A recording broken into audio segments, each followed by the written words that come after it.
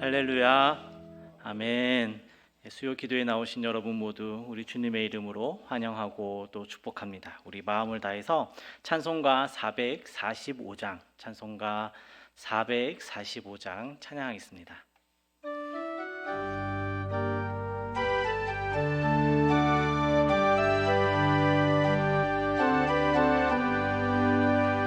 대산을 넘어 험곡에 가도 빛 가운데로 걸어가면 주께서 항상 지키시기로 약속한 말씀 변치 않네.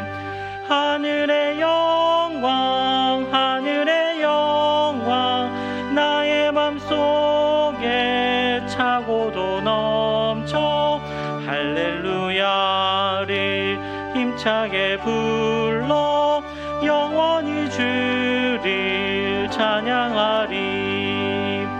캄캄한 밤에 다닐지라도 주께서 나의 길 되시고 나에게 밝은 빛이 되시니 길 잃어버릴 염려 없네. 하늘의 영광 하늘의 영광 나의 맘속에 차고도 넘쳐 할렐루야를 힘차게 불러 영원히 주를 찬양하리. 광명한 그 빛 마음에 받아 찬란한 천국 바라보고 할렐루야를 힘차게 불러 날마다 빛에 걸어가리.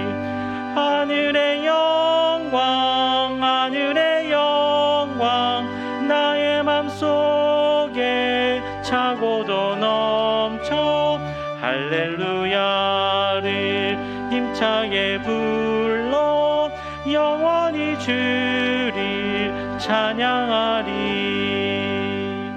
아멘. 찬송가 446장, 찬송가 446장 한 장 더 찬양하겠습니다.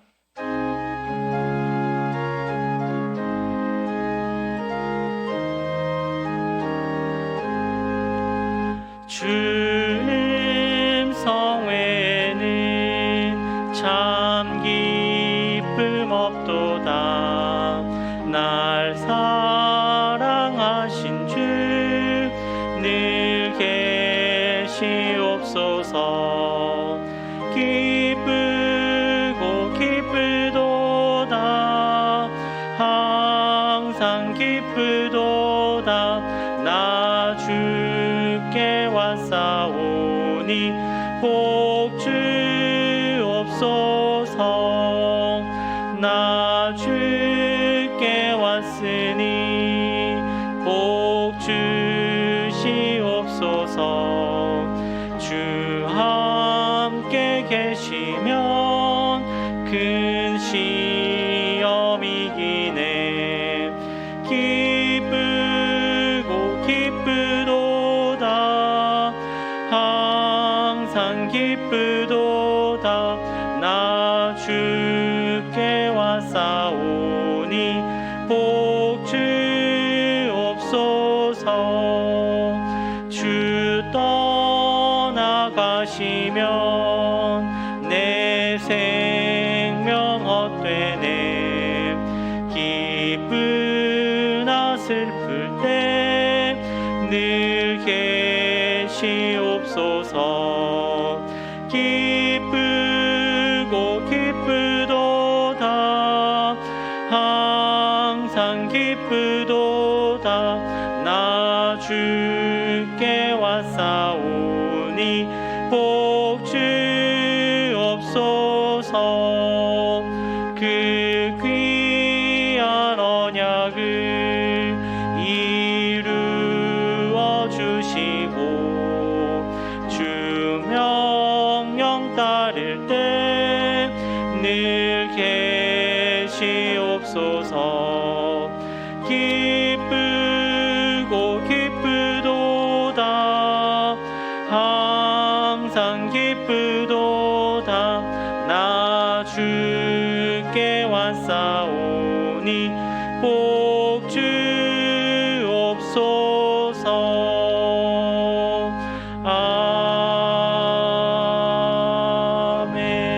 아멘. 이 시간 우리를 대표해서 김재현 집사님 나오셔서 기도해 주시겠습니다.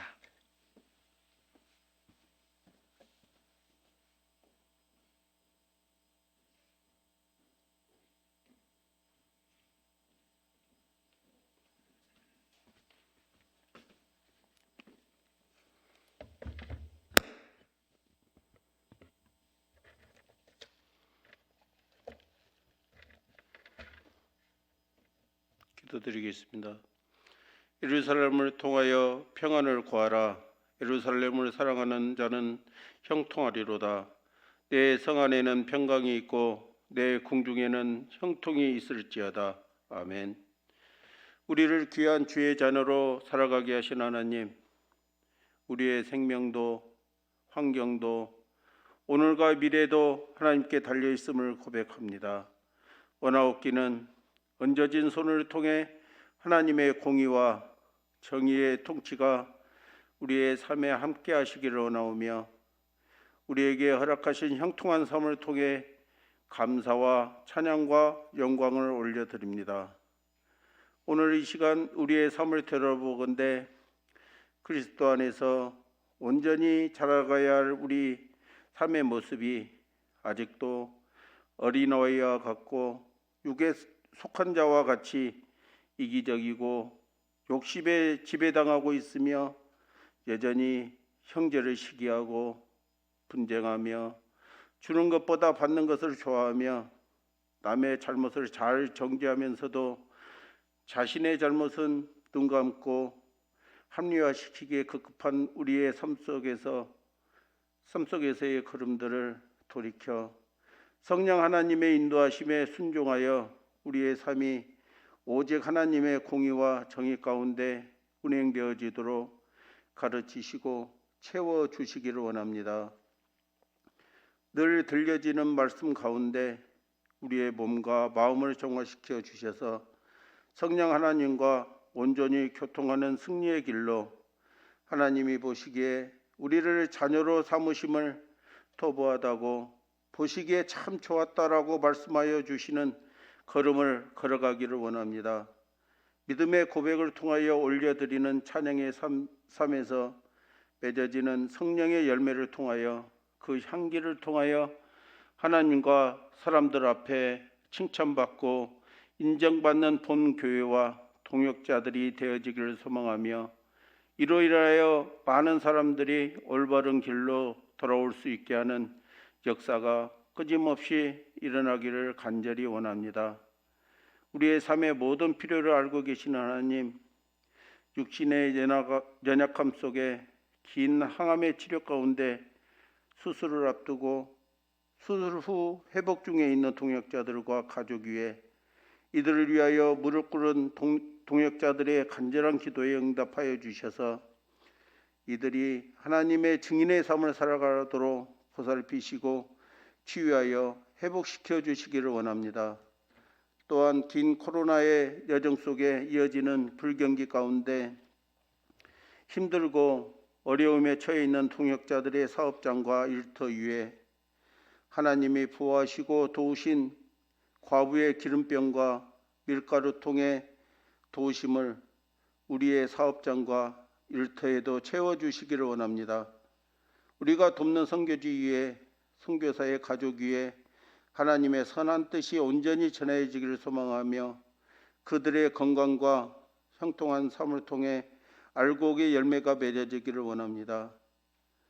이 시간 주의 말씀을 선포하시는 목사님을 도우셔서 우리를 향하신 하나님의 뜻을 바로 깨닫는 은혜의 시간이 되게 하시고 말씀을 듣는 우리의 마음밭이 아직도 남아있는 엉겅퀴와 가시덩굴을 제거하고 온전히 하나님 말씀의 씨앗이 심겨져 싹이 돋고 열매 맺어지기를 소망합니다. 아직도 가시가 남아있는 죄인이 오직 예수 그리스도의 보혈만 의지하여 간절히 기도드립니다. 아멘.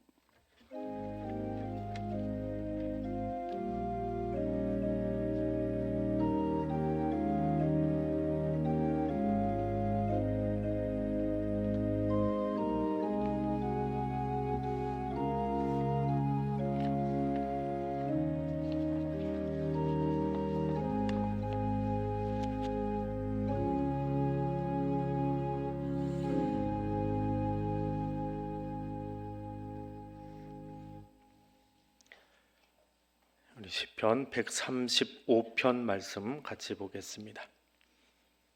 시편 135편입니다.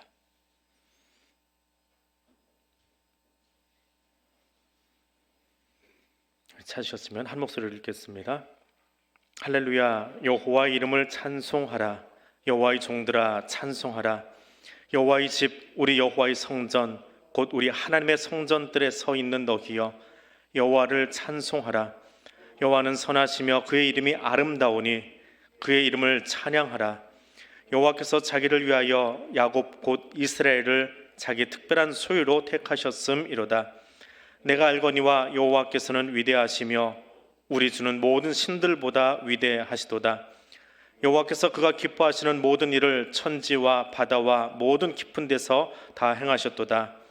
안개를 땅 끝에서 일으키시며 비를 위하여 번개를 만드시며 바람을 그 곳간에서 내시는도다. 그 애굽의 처음 난 자를 사람부터 짐승까지 치셨도다. 애굽이여 여호와께서 내게 행한 표적들과 징조들을 바로와 그의 모든 신하들에게 보내셨도다.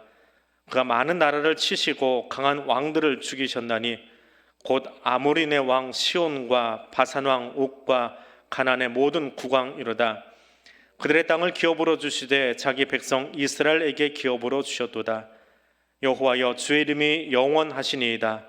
여호와여 주의 기념함이 대대에 이르리이다. 여호와께서 자기 백성을 판단하시며 그의 종들로 말미암아 위로를 받으시리로다. 열국의 의상은 은금이요 사람의 손으로 만든 것이라. 입이 있어도 말하지 못하며 눈이 있어도 보지 못하며 귀가 있어도 듣지 못하며 그들의 입에는 아무 호흡도 없나니 그것을 만든 자와 그것을 의지하는 자가 다 그것과 같으리로다. 이스라엘 족속아 여호와를 송축하라. 아론의 족속아 여호와를 송축하라. 레위 족속아 여호와를 송축하라. 여호와를 경외하는 너희들아 여호와를 송축하라. 예루살렘에 계시는 여호와는 시온에서 찬송을 받으실지어다. 할렐루야. 아멘.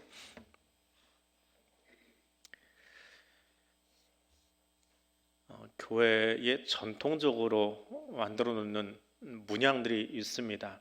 종교개혁 이후에 교회 안에 있는 모든 장식들을 다 떼버리자라고 하는, 처음 개혁할 때는 굉장히 극단으로 사실 치달았던 경향이 없지 않아 있습니다.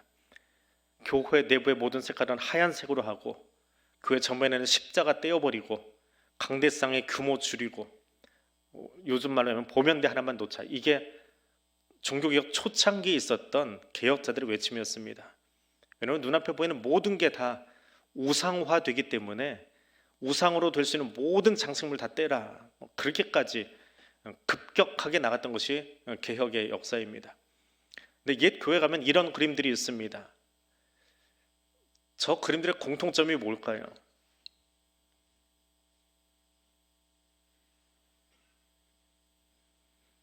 너무 어렵게 생각하지 마세요. 모자이크입니다.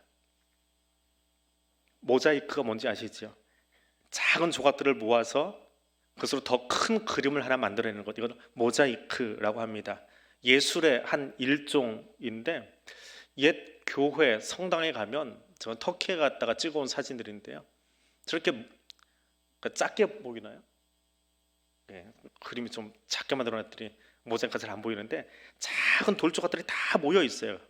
가까이 가서 보면 한 엄지손가락보다 조금 더 큰 돌 조각들이 다 모여서 그것으로 그림을 만들어 놓은 형태입니다. 그걸 이제 모자이크라고 하는데, 자, 오늘 시편은 별명이 모자이크 시편입니다. 별명이 모자이크 시편이에요. 자, 1절, 2절은 시편 134편을 가져왔고 2절, 3절은 시편 116편을 가져왔고 4절은 신명기 7장 6절 가져왔고 5절은 시편 96편 가져왔고 7절은 예레미야 말씀, 13절은 출애굽기 말씀, 14절은 신명기 말씀, 9절에서 12절은 시편 136편을 가져오고 이런 식으로 사방천지에서 다 가져왔어요. 그걸 다 조합을 해가지고 쉽게 무슨 짜집기 시편 같아요. 근데 그걸 좀 예쁘게 이야기해서 모자이크 시편이다라고 이야기를 합니다. 자, 모자이크가 가만히 들여다보면 돌멩이 하나하나는 별 모양이 없어요. 그냥 뭐 빨간색, 노란색, 황금색 가진 돌멩이들이 거기 타일이 붙어 있습니다. 근데 그것이 다 모이면 또 다른 그림을 만들어내고 웅장함이나 아름다움을 우리에게 보여줍니다. 마찬가지로 135편이 사방에서 성경 여기저기를 다 가져다가 인용해서 조합을 해놨어요. 어떻게 보면 누더기고요. 어떻게 보면 요즘 논문식으로 이야기하면 짜집기고요. 그런데 그 논문이 그 시편이 전혀 다른 그렇게 다 가져와서 만든 것인데 전혀 다른 맛을 전혀 다른 의미를 우리에게 주고 있더라라고 하는 겁니다. 자, 134편까지 성전에 올라가는 시편의 특징은 제사장과 레위인을 위한 시편입니다. 제사장들에게 예배를 들어가는 예배 인도자들에게 레위 지파에게 우리식으로 하면 예배 인도자와 목사와 찬양대원을 향해서 불렀던 시편이라고 한다면 그들이 예배 입장하면서 부르는 임예송과 같은 혹은 송영과 같은 시편의 의미를 가지고 있다라고 한다면 135편은 성전 뜰에 있는 너희여 하고 2절에서 얘기합니다. 성전 뜰에 있는 일반 백성들을 위한 시편, 그들에게 부르도록 하는 시편이더라라고 하는 겁니다. 쉽게 얘기하면 하나님의 백성을 위한 모든 하나님의 백성을 위한 시편이 135편입니다. 1절에서 4절까지 보면 성전 뜰에 있는 너희여 여호와를 찬양하라, 하나님을 찬양하라라고 하는 명령, 그 일성이 제일 먼저 나오는 것이 1절의 말씀입니다. 그래서 그 찬양은 비단 앞에 나왔던 이 시편 배열에 있어서 앞에 나왔던 제사장이나 레위 지파만이 아니라 훈련받은 찬양대만이 아니라 성전뜰에 있다면 모든 사람들은 다 찬송해야 될 의무가 있다라고 가르쳐 주는 것, 교훈과 같이 읊어지는 시편이 135편입니다. 현대로 치면 전문적으로 훈련받은 찬양 사역자들도 있고 훈련된 찬양 대원도 있지만 그런 사람들을 빼고 성전뜰에 오고 가는 모든 사람들이요, 뭐 음치가 됐건 박치가 됐건 혹은 농아인이 됐건 상관없이 성전뜰에 있는 모든 사람은 하나님을 찬양해야 된다. 그 찬양한다라고 하는 것은 예배 자리에 있는 모든 사람들의 가장 감격스러운 예배 행위다라고 말합니다. 그럼 왜 우리가 하나님을 찬양해야 되느냐? 하나님께서 우리를 선택하셨기 때문에. 예배는 내 힘으로 하는 것 아닙니다. 내가 의지가 있어서 여기 나왔다고 예배 드려지는 것이 아닙니다. 하나님이 우리를 불러주셨기에 그 예배 자리에 나와 있는 겁니다. 그리고 예배를 받으시는 그분이 우리를 불러서 이 자리에 앉혀놓으신 거예요. 우리는 흔히 내가 힘이 있어서, 내가 건강했어서, 내가 시간이 있어서 이렇게 나온 것 같은데 아니에요. 하나님이 우리를 오늘 기가 막힌 타이밍에 이곳에 불러주셨고 기가 막힌 타이밍에 이 말씀을 듣게 하시고 기가 막힌 타이밍에 그 찬송을 부르게 하시는 거예요. 하나님의 계획 속에서 이루어지는 일이에요. 그것을 잊어버리면 예배는 내 공로가 됩니다. 내가 잘 준비한 작품을 하나님께 올려드리는 것이 됩니다. 우리가 찬양해야 되는 한 가지 이유는 하나님이 우리를 부르셨기 때문에 그래요. 그래서 모세는 출애굽기에서 그 백성들에게 이렇게 이야기합니다. 세계가 다 내게 속하였나니 너희가 내 말을 잘 듣고 내 언약을 지키면 너희는 모든 민족 중에서 내 소유가 되겠고. 하나님의 말씀을 잘 지키면 그 소유가 된다. 세상 모든 사람들 가운데 왜 하필이면 납니까? 나도 좀 자유하게 놔두시지. 어떤 사람이 그렇게 이야기하더라고요. 목사님, 예수 믿다가 얼마 전에 이제 돌아가신 분을 두고 우리 교회에서 하는 얘기 아닙니다. 오해하지 마세요. 예전에 있었던 어떤 교회에서 참 가당치도 않은 질문인데 그런 질문을 해요. 목사님, 어제 그 장례 치르신 분 있잖아요. 세상 망나니 중에 그런 망나니가 없는데 그 망나니가 늘 죽기 전에 예수를 믿었어요. 그리고 구원받았어요. 그런데 그 부럽대요. 하고 싶은 거 다 하다가 마지막에 예수 믿어도 구원받잖아요.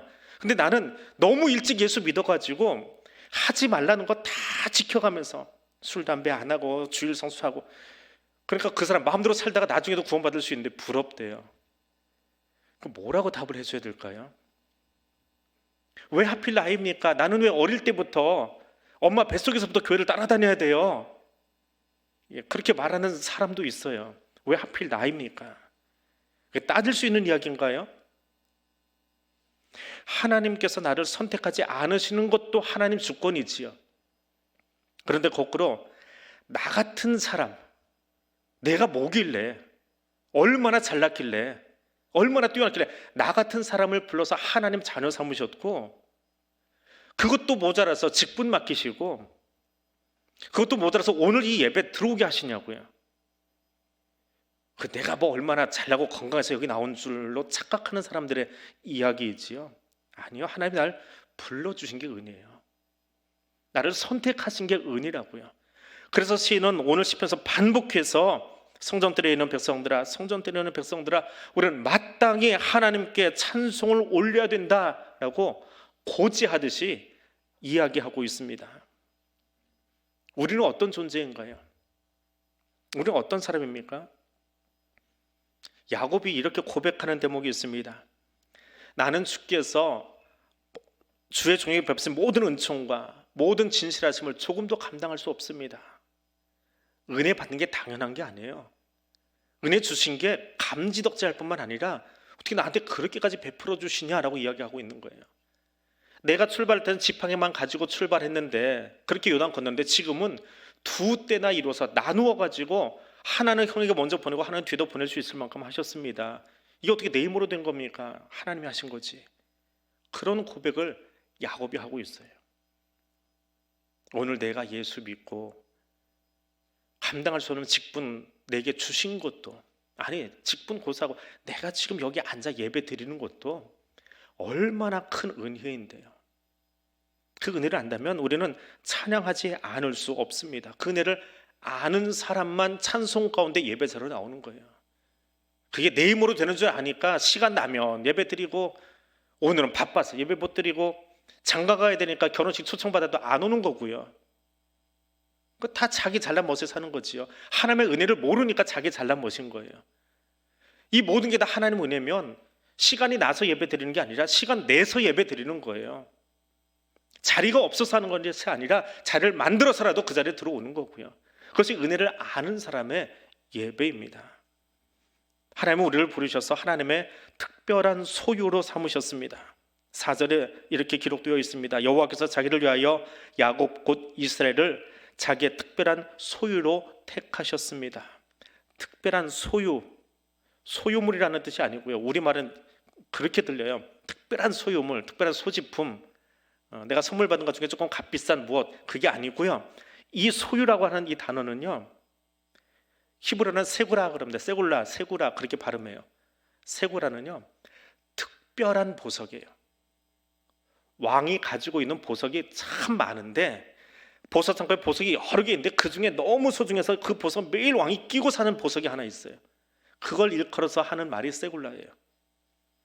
그 많고 많은 보석 중에 이 보석은 내가 너무 좋아서 한시도 내 몸에서 떨어뜨릴 수가 없는 세굴라. 그게 누구라고요? 여러분이에요. 세상 많은 모든 것들이 하나님 보시기에 심히 좋았다라고 할 만큼 아름다워요. 그런데 그 아름다운 그 모든 것 중에 특별히 너는 내가 내 앞에서 놓고 살아야 되겠다. 예배자로 나올래? 내가 매일 예배에서 네 얼굴 좀 보고 싶어. 네 목소리 좀 듣고 싶어. 여기 나와. 그렇게 불러낸 그 세굴라가 누구예요? 누구예요? 나예요. 그게 나예요. 시인은 지금 그 고백을 하고 있는 거예요. 그게 소유라고 하는 말이에요. 소유.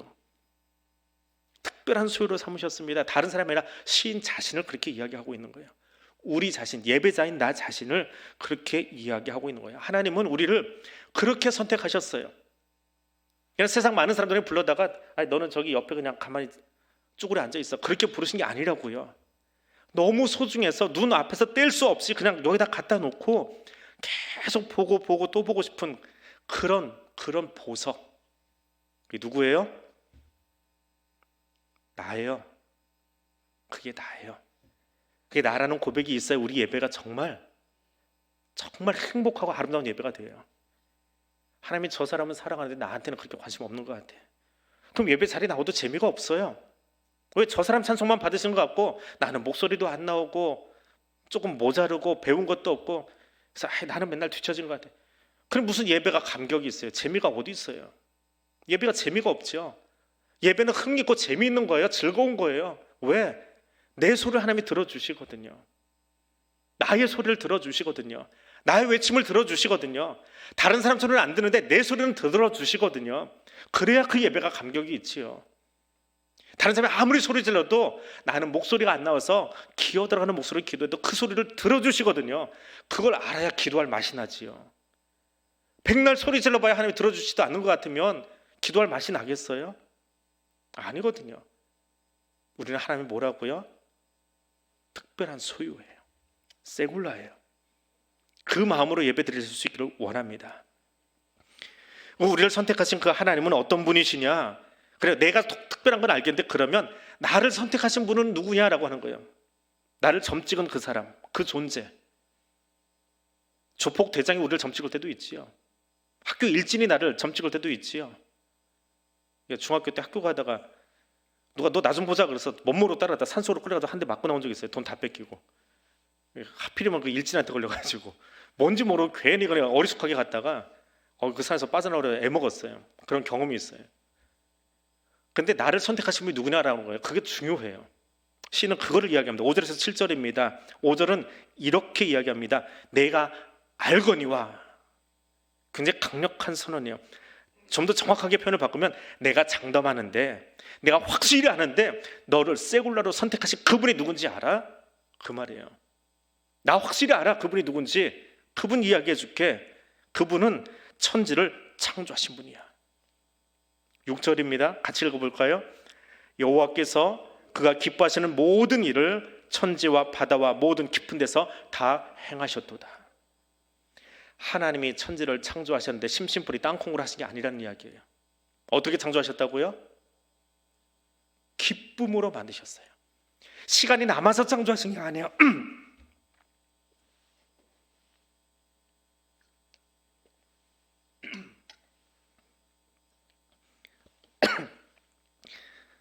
목에 힘을 너무 줬나 봐요.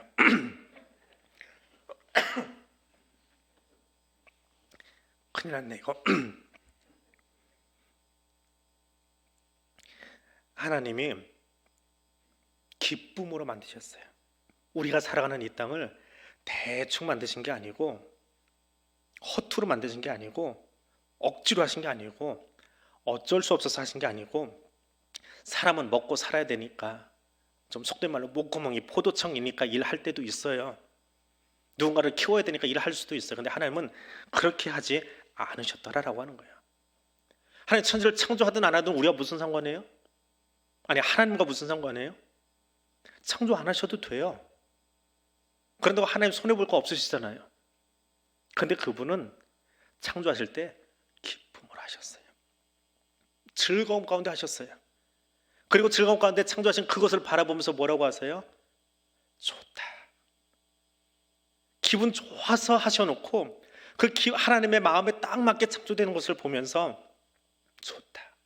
참 좋다. 토부하다. 그게 하나님의 창조예요. 아무리 농사를 지어도 자녀들 보기에 아빠 왜 그 나이까지 그렇게 농사 짓고 있어? 툴툴 거릴 수도 있잖아요. 아빠 그 나이까지 왜 그렇게 힘든 일 하고 있어? 자녀들이 이제는 좀 그만해. 툴툴 거릴 수 있잖아요.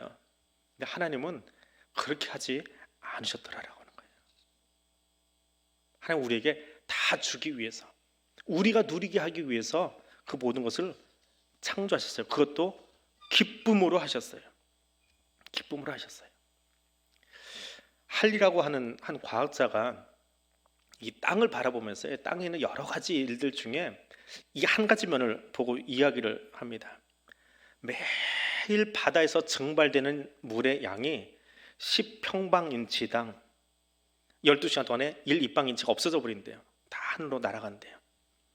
근데 그걸 계산해 보니까 지난 2000년 동안, 기원 전 빼놓고 2000년 동안 지구상에서 증발한 물의 양이 4조 톤이랍니다. 그럼 4조 톤이면 물이 얼마나 되냐? 너무 커서 단위가 커서 잘 안 들리지요. 저도 그냥 보고 아는 거예요. 지중해 물이 다 없어진 거예요. 그 정도로 물이 다 공중으로 날아갔어요. 그런데 지중해 물이 공중으로 다 날아갔는데 바다 수위가 줄었나요? 아니요. 어디서 나오는지 모르는데 쫄쫄쫄쫄 나오는 물들이 다시 그 바다를 다시 채워놓고 있어요. 강물이 유입되고 신인물이 유입되면서. 더 놀라운 건 그 많은 물이 증발해서 날아갔다라고 하는데 그 물이 다 없어지려면 그것도 이제 계산해봐요, 과학자들이. 그랬더니 외국 단위라서 그런데 1평방마일 대략 한 1.6km, 1.6km 되는 그 안에 6인치 깊이 18cm 그 정도 깊이의 물 웅덩이를 인공적으로 사람이 다 증발을 시키려면 3만 톤의 석탄이 필요하답니다. 그래서 앞에 나왔던 그 이야기, 그 정도의 물을 다시 다 증발시키겠다라고 작정한다면 6조 톤의 석탄이 필요하대요. 거기까지는 단위로 그냥 이해가 돼요. 그 다음이 더 기가 막혀요. 그런데 6조 톤의 석탄을 떼가지고 이 지구상의 물을 증발을 그 정도 시켜주려면 이게 순환이 돼야 되는 거거든요. 지구가 6조 톤의 석탄을 떼려면 뭐가 필요하냐? 필요한 게 하나 있어요. 지구보다 6배 큰 화로가 필요하대요. 거기서 석탄을 떼줘야 지구상의 물이 증발이 된대요. 근데 그게 없는데 지금 증발되고 있잖아요. 그리고 그게 지난 2000년 동안 다시 다 채워지고 있잖아요. 그걸 누가 하신다고요? 하나님이 하세요. 우리가 그 안에서 편안하게 살 수 있도록 그 놀라운 일들을 우리가 원자력 발전소, 석탄 발전소 안 해도 하고 계신다는 거예요. 그것을 시인이 이야기한 거예요. 기쁨을 하는 천지를 창조하시고 너를 위해서 일을 했어. 찬양 안 할래? 근데 딱 여러분 표정 같아요. 사람들이 그 얘기 듣고도 단위가 너무 크니까 그런갑다. 시인도 똑같아요. 이렇게 천지를 너희를 위해서 기쁨으로 창조하셨대. 근데 못 알아들어요. 그거 가지고는 와 하지가 않아요. 그러니까 그래? 그럼 너무 커서 안 들려? 내가 다시 얘기해 줄게. 8절부터 12절입니다. 역사를 하나 이야기해 줄게. 구약은요, 두 개의 축이 항상 같이 돌아갑니다. 하나는 창조하신 하나님, 또 하나는 어떤 하나님이요? 구약 볼 때 이거 놓치면 안 된다고 그랬죠? 어떤 하나님이요? 출애굽의 하나님. 구약을 볼 때는 절대로 놓치지 마세요. 출애굽기는 꼭 읽으시고 공부하세요. 출애굽기 바탕의 모든 예언서, 시편이 다 이해가 돼요. 근데 출애굽기가 이해가 안 되면 나머지 책들이 잘 안 들어와요. 구약에는 이 두 개의 축은 굉장히 중요한 수레바퀴예요. 이 두 개가 잘 굴러가야 구약이 보여요.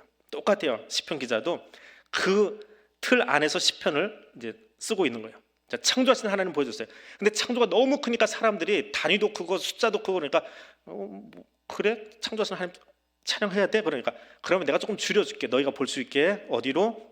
출애굽으로 가볼까? 출애굽에 가니까 거기서 와하지 않았지. 하나님은 땅의 주인 되신 하나님이시기도 하지만 출애굽의 이야기는 어떤 이야기냐 하면 이것만 기억하시면 돼요. 바로 너를 선택하신 거야. 이게 출애굽 이야기예요. 창조는 우리 모두를 위해서 이 땅을 만드셔서 우주를 만드셨다라고 하는 것이 창세기 이야기라면 출애굽의 이야기는 이 모든 것 가운데 누구를? 바로 너를 선택하신 이야기야. 이스라엘 백성이 지금도 6월절이면 출애굽기를 다시 읽습니다. 아버지가 자녀들에게 출애굽기 읽어줍니다. 읽어주는 이유가 뭐예요? 우리는 아이들에게 역사를 가르칠 때 옛날에 우리 일제강점기 때 너무 힘들었어. 우리 6.25 때 힘들었어. 야, 니들은 고생 모르고 잘하지. 그렇게 가르쳐요. 좋은 줄 알아? 좋은 세상 태어난 줄 알아? 그렇게 가르쳐요. 근데 유대인들은 그렇지 않아요. 옛날에 하나님이 핍박받던 우리의 조상들, 우리 할아버지를 애굽에서 끌어내셨어. 근데 거기 아브라함의 허리에, 그 사람들은 그 자손이란 말이에요. 아브라함 허리에 너희 할아버지도 있었고 나도 있었고 너도 있었어. 출애굽은 누가 한 거야? 네가 한 거야. 그렇게 가르쳐요. 아브라함의 허리에 있었다는 말로 그렇게 설명해요. 아브라함의 허리에 이미 예정돼 있어서 여기 자녀로 있다가 출애굽에 너도 같이 했어. 출애굽의 이야기는 할아버지 이야기가 아니고 누구 이야기? 누구 이야기요? 나의 이야기. 너의 이야기. 이걸 아버지가 유월절마다 가르쳐요. 그래서 출애굽기는 역사, 옛날 이야기가 아니라 그건 나의 이야기예요. 그래서 하나님이 그 애굽 땅에서 누구를 끌어내신 거예요? 너를 끌어내신 거예요. 너를 끌어내신 거예요. 이게 내 것이 안 되면 안 돼요. 성경의 말씀이 내 것이 안 되면 말짱 헛거예요. 성경은 내 거가 돼야 돼요. 출애굽기는 그것을 이야기해 주고 있는 거예요. 예수님이 십자가 위에서 죽으셨는데 누구를 위해서 죽으셨어요? 우리가 아니고 누구요? 나를 위해서 죽으셨어요. 똑같아요. 시편 기자도 좀 그걸 이야기하는 거예요. 창세기를 이야기하니까 너무 커서 못 알아들어요. 와 소리가 안 나와요. 그래, 그럼 다시 출애굽기 이야기할게. 이건 매년 그 자녀들이 6월절마다 했던 이야기예요. 하나님이 그때 애굽에서 이스라엘 백성을 끌어내셨어. 너는 그때 아브라함의 허리에 붙어 있었어. 누구 이야기라고? 나의 이야기. 너를 끌어내셨어. 찬양할래 안 할래? 그러는 거예요. 찬양할래 안 할래? 근데 그때 하나님이 너를 끌어내시기 위해서 그러니까 이거 한 문장만 다시 보고 가겠습니다. 하나님의 구원사 속에 누가 포함되어 있다? 누가 포함되어 있다? 내가 포함되어 있다. 하나님의 구원사 속에 다른 사람이 아무리 많이 포함되어 있어도 내가 없으면 나는 찬양할 수 없잖아요. 아니 찬양할 맛이 없잖아요. 찬양 안 해도 되잖아요. 나와 상관없는 이야기니까. 내가 기쁨 가운데 춤추고 찬양할 수 있는 이유는 뭐예요? 내가 그 주인공이거든요. 내가 구원받은 그 주인공이거든요. 저 문장이 내 거가 돼야 돼요. 출애굽기는 그 이야기예요. 나를 구원해 주셨어요. 그런데 하나님은 그것을 위해서 어떻게 해요? 애굽의 모든 처음 난 자와 처음 난 짐승을 다 죽이셨어요. 왜? 바로가 내 백성을 함부로 대했거든요. 그래서 하나님은 그것에 대해서 하나님이 갚아주셨어요. 그 장자와 처음 난 걸 다 죽이셨어요. 나를 구원하기 위해서. 그것을 시행하신 하나님이 누구? 나의 하나님이에요. 나를 위해서 그 일을 행하신 분. 찬양할래요? 안 할래요? 자, 이래도 이해 안 하는 사람 있어요. 예. 이게 시편이에요. 여기서도 이해가 안 나와요. 그래서 시편이 아직 안 끝났어요. 135편이. 예. 그쯤 돼서 아멘 하는 사람도 있고요. 여기서도 아직 아멘이거나 이해하는 사람이 없어요. 시편은 지금 딱 우리의 마음을 그대로 그냥 표현해주고 있어요. 자, 여기서도 아직 안 나오는구나. 하나님이 너를 위해서 일하셨어. 너무 두려워하지 마. 지금 너를 억압하는 사람이 있어? 괜찮아. 옛날에 우리 아브람 그 후예들이 애굽에서 탈출할 때 하나님이 그들을 벌하시고 끌어내셨거든. 지금도 마찬가지야. 힘들지? 사는 게 어렵지? 아까 집에 기도한 것처럼 경기도 힘들고 코로나 때문에 뭐 잘 안 돌아가고 그렇지? 두려워하지 마. 하나님이 하실 거야. 예. 아멘 하시는 분 그대로 될 줄로 믿습니다. 예. 하나님 그렇게 하신대요. 그렇게 하실 거래요. 근데 아직도 거기 아멘하고 하겠습니다 안 하는 사람들이 있어요. 그래서 다시 이야기가 진행돼요. 창조도 이야기했고 역사도 이야기했는데 그래도 아직 선뜻 아멘이 안 나오는 사람들에게 13절 14절이 나옵니다. 여호와여 주의 이름이 영원하시니이다. 여호와여 주의 기념함이 대대에 이르리이다. 여호와께서 자기 백성을 판단하시며 그의 종들로 말미암아 위로를 받으시리로다. 하나님이 지금 여기서 함께 하신대요. 옛날 이야기하니까 그게 살에 안 왔다치 하나님은 어디 계신다고? 지금 여기 너와 함께 하셔. 그리고 영원히 함께 하셔. 찬양할래 안 할래? 또 안 하실 거예요? 예. 그냥 시인이 하는 방법들을 물어보는 거예요. 시인이 거기까지 끌고 온 거예요. 그런데 사람의 마음속에 뭐가 있냐? 왜 찬양이 지금 안 나오냐 하면 하나님 아니어도 다른 게 있을 것 같은데. 물론 예수 믿는 사람도 그러지는 않겠죠. 그런데 이 마음이 구석백에 있어요. 이게. 그러니까 가난에 들어가서 하나님 안에 다른 걸 자꾸 찾거든요. 그래서 15절에서 18절에서 한 번도 못 받듯이 이야기합니다. 그래도 찬양 안 나오지? 내가 하나 더 얘기해 줄게. 이건 마지막이다. 이건 진짜 마지막이에요. 이거 다면 그냥 아멘 하세요. 예. 내가 마지막으로 이야기할게. 너희가 마음속에 드는 그 우상들이 뭔지 알아? 그거 다 사람의 손으로 만든 거야. 그건 너희들한테 복도 주지 못해. 근데 왜 우상에게 매달리고 있니? 하나님 살아계신 분인데. 그 살아계신 하나님 찬양할래 안 할래? 그걸 무조건 아멘 하시라니까요. 이게 시편의 구조예요. 오늘 135편의 구조예요. 한 번 더 물어보지는 않겠습니다. 믿음으로 이미 아멘 하신 분들은 아멘 하신 거고. 인도 선교사인 존 토머스 목사님이 오늘 인도 땅을 걷고 있다가요, 많은 사람들이 우상 신전으로 막 가까이 들어가는 게 보였대요. 근데 저 사람들이 어떻게 말씀을 전할까 하다가 선교사님이 자기도 같이 따라 들어갔어요. 신전으로. 그리고는 그 앞에 서 있는 우상들, 거기에 사람들이 막 넙죽넙죽 절하고 있으니까 쫓아가가지고 그 우상 눈에다 손가락을 딱 갖다 대고요, 야, 이 눈이 아무것도 보지 못해. 그리고 쿡쿡 찔렀대요. 그리고 콧구멍에다 손을 탁 집어넣고, 이건 냄새도 못 맡거든. 얘 봐, 내가 이렇게 찔러도 아야 소리도 못해. 말도 못하고 있어. 냄새도 맡고 말도 못해. 그리고 얘 봐라, 호흡도 안 돼. 숨도 못 쉬어. 근데 뭐 이 앞에서 이렇게 넙죽넙죽 절하고 있냐?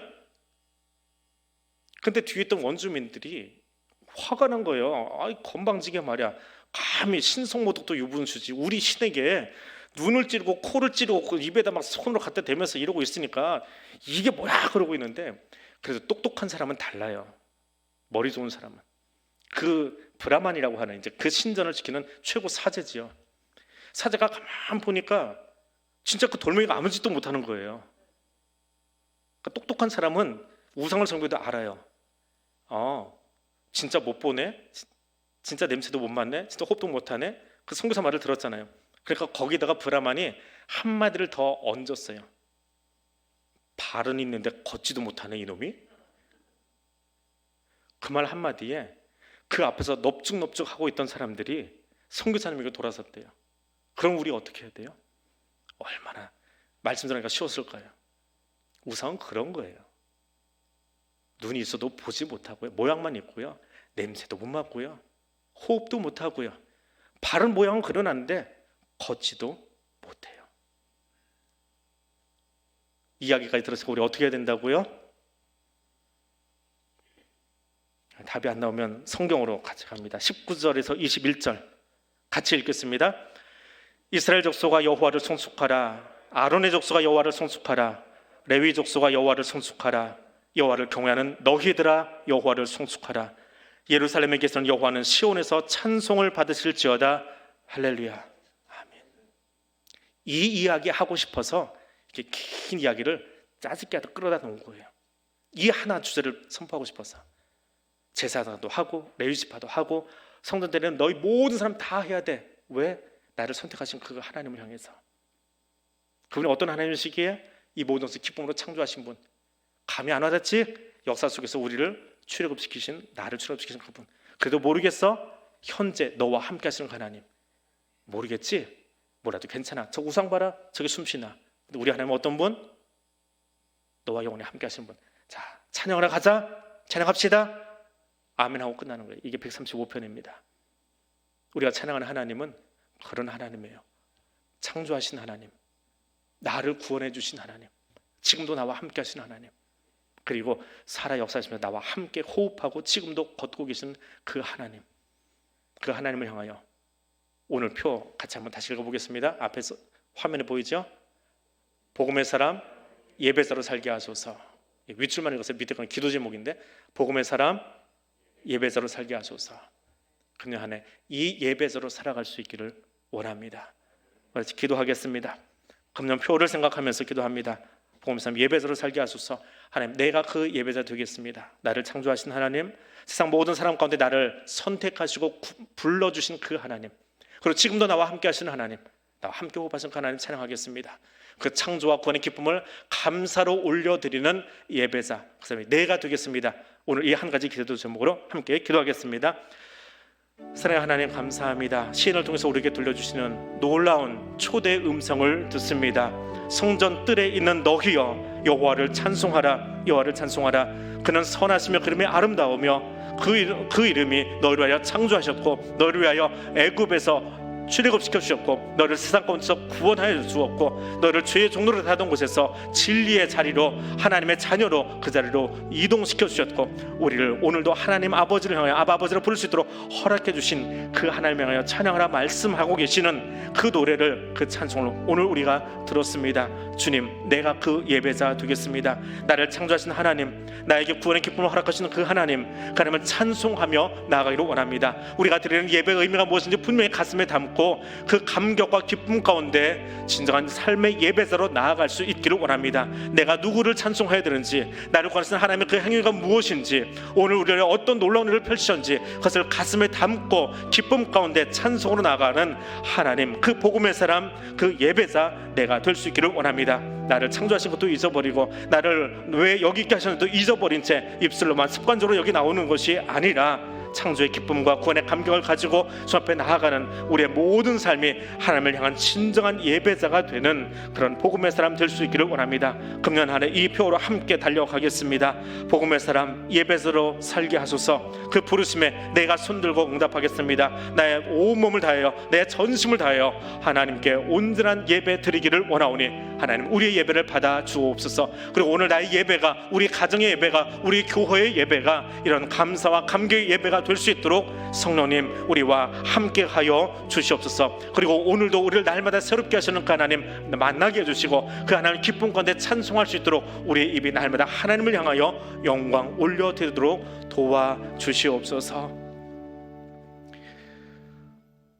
우리를 창조하시고 우리에게 놀라운 구원을 베풀어 주시고 그 감격 속에 예배자로 하나님 앞에 설 수 있도록 불러주신 하나님 감사합니다.